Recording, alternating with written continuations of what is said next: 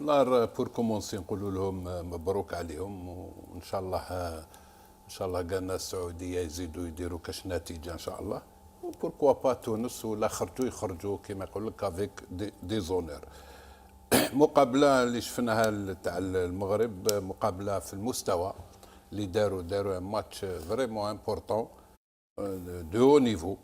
لي تروا كومبارتيمون شفناهم في كما يقول لك في المستوى، لعبوا كره جميله، انجاجمون كبير، تاكتيكمون زيتي بري، ولهذا شرفوا العرب. المدرب je pense que l'entraîneur a ramené sa touche. Sa touche, c'est surtout beaucoup plus sur le plan offensif. شفنا النتيجة فريمون بوزيتيف من هذا الباب، لأن sur le plan offensif شفنا بلي لونترينور يا اون توش كيما يلزم الحال. لي شونجمون دار دو شونجمون، يا يو دو بوت. شونجمون تاع الصابيري 5 مينوت ابري ولا 6 مينوت ابري يسجل. شونجمون تاع زكريا كيف ان جون دو 22 واقيلا، بوخلال واقيلا 22 سنه في عمره، ماهوش صغر وكبر 22. الحمد لله يمارك ان دوزيام بوت كيف كره جميله. نقولوا لهم شابو. انا نظن الفيدراليه تاع المروك دارت التغيير، جابت النتيجه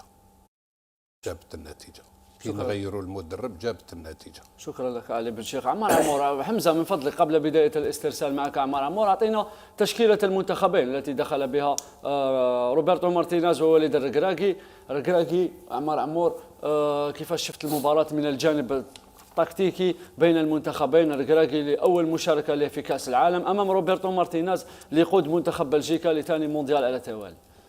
كما قال عليه لاتوش تاعو كانت حاضره، خاصه انه عرف يتعامل مع المقابله اولا قبل المقابله، لانه حضر اللاعبين جيدا من الناحيه الفنيه خاصه من الناحيه التكتيكيه، كذلك اثناء المقابله لانه قرا مليح المقابله. اولا قبل تسجيل الهدف ما كانت المواجهه 0-0، ثانيا بعد تسجيل الهدف الاول لما كان رابح 1-0 طب اللي عرف كيف يتعامل، وخرج من 4-3-3 رجع الى 5 تقريبا 4-1 بوجود الحمد لله كبيفو اللي كان يلعب عليه باش يضيع الوقت اكثر.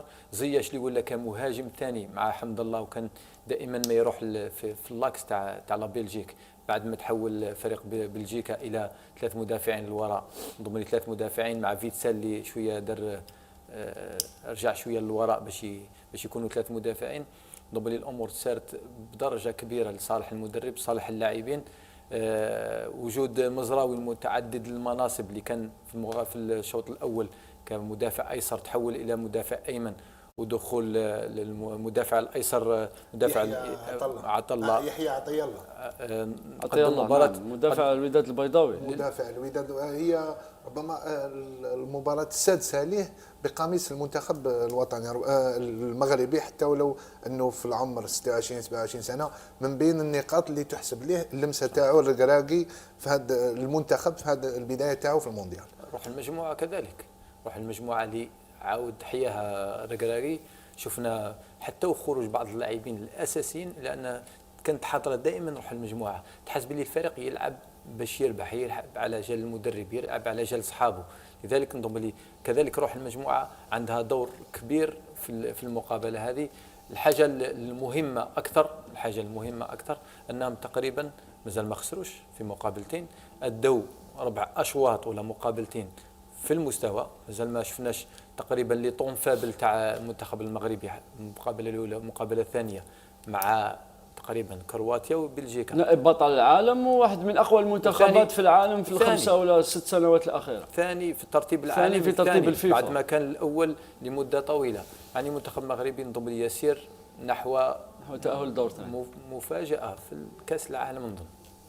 نعم. معد نمرودي المنتخب المغربي في بدايه المباراه مباشره بعد عزف النشيد الوطني كان فيه الحارس بونو شعر بدوار يقال بانه كانت عنده ايضا الام على مستوى المعده، دخل في مكانه منير القجوي حارس نادي الوحده السعودي. ما شعرناش بانه بونو خرج من المباراه، لانه القجوي مباشره بعد دخوله اعطى ضمان بالنسبه للمنتخب المغربي. هذا اولا. ثانيا ما شفناش منتخب بلجيكا خاصه في الشوط الاول، كانت محاولاته تقريبا كلها محتشمه. الشوط الثاني شفنا مستوى اخر للمنتخب البلجيكي اللي كان خرج تماما من المباراه بعد ما تلقى الهدف الاول.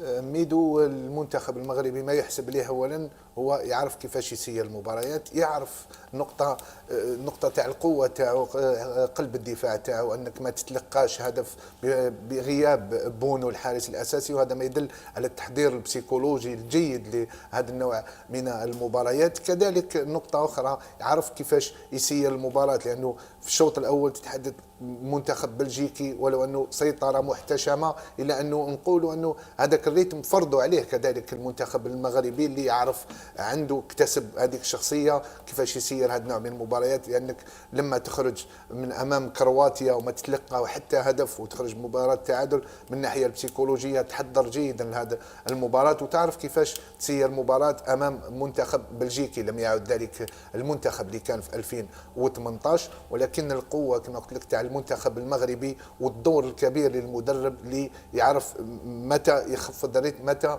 المنتخب يزيد يصعد من الريتم كما شفنا في الشوط الثاني، وكيفاش يحافظ على هذاك النسق حتى وهو فايز بهدف ل0، كيفاش يبحث على هدف ثاني. نقطة أخرى ميدو أنه لو نقارنوا بين التغييرات اللي جراها الركراكي في المباراة الأولى أمام كرواتيا والتغييرات اللي جراهم اليوم أمام المنتخب البلجيكي ليست نفسها، لذلك لمسة أخرى تحتسب له. وليس المدربين ليسوا مطالبين، هذا النوع من المدربين حتى يثبت نفسه ليس مطالب أنه يغير من نهج تكتيكي. بطل إفريقيا رفقة الوداد اللي فاز بدوري أبطال إفريقيا. قلت في الحصة السابقة لما تكلمنا والمناسبة تكلمنا على المنتخب المغربي في نفس اليوم ميدو هنا، أنه ما يحسب له أنه دولي سابق في المنتخب المغربي، اشتغل كمساعد مدرب في المغرب، كذلك كان في الوداد البيضاوي، في الرجاء البيضاوي، إذا يعرف في الخليج، إذا عنده كل المواصفات اللي سمحت له اليوم أنه يكون في العارضة الفنية للمنتخب المغربي. وفي الظرف 3 أشهر فقط جرى بعد التغييرات على التشكيلة. قلت لك أنه ليس مطالب أنه يغير النهج التكتيكي، ولكن يعرف حتى كيفاش يغير اللاعبين، يغير روح المجموعة، يغير اللاعبين خاصة في المباراة. مثلا الزلزولي شارك في مباراة كبديل مباراة كرواتيا، اليوم ما شاركش، اليوم لاعبين آخرين وجرى هذوك التغييرات. كيف غير لما خرج حكيمي للاعب مؤثر، والمزراوي تكلم عمار تنقل على الناحيه اليمنى هو بايرن ميونخ الجهه اليسرى، واعطى الفرصه للاعب تاع الوداد للظهير الايسر يحيى عطيه الله انه يلعب ظهير ايسر، وشفنا ما تغير ولا شيء. روح المجموعه هي نفسها في المنتخب المغربي، وهذا يحسب للاعبين ويحسب بدرجه كبيره نقول لك للمدرب، ويحسب لهم هما كمنظومه. لماذا؟ لانك يجب أن تكون شجاع أنك تغير قبل 3 أشهر، تغير المدرب وتوضع فيه هذه الثقة. واليوم ظهرت اللمسة تاعو وشفنا المنتخب المغربي راهو ب4 نقاط.